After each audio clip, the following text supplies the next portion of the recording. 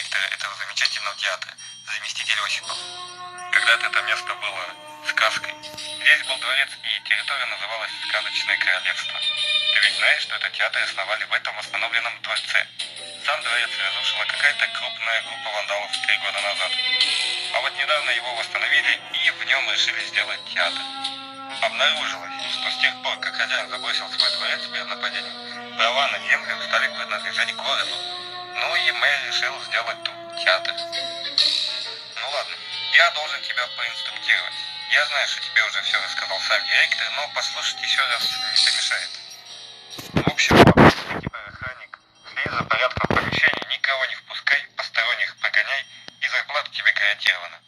Звучит просто, не так ли? Но на деле ты все-таки должен будешь проявить себя, так как... В общем, камеры здесь почему-то не записывают, поэтому ты должен быть готов к неожиданностям. И ты должен будешь сразу же уведомлять о посторонних в полицию. Мы много что пытались сделать, но по-прежнему возникает ошибка записи. Зато здесь в вентиляции есть датчики движения. И на компьютере у тебя сразу же возникает предупреждение о том, что в ней что-то двигается или происходит. Не думаю, правда, что кому-то понадобится аж лазить по этим пыльным булатам. Но театр-то королевский, так что будь бдителен. А не расскажешь ли о себе?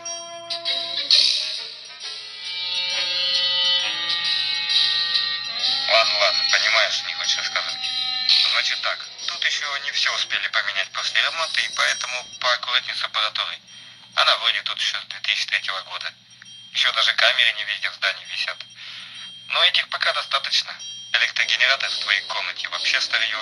Пробки могут вылететь от перенапряжения. Лучше не пользуйся сразу 2 компьютерами. Включай только один. И лучше использовать более новый. Он в той комнате, где много экранов. Отправляйся именно туда, не оставляй свет включенным там, где тебя нет.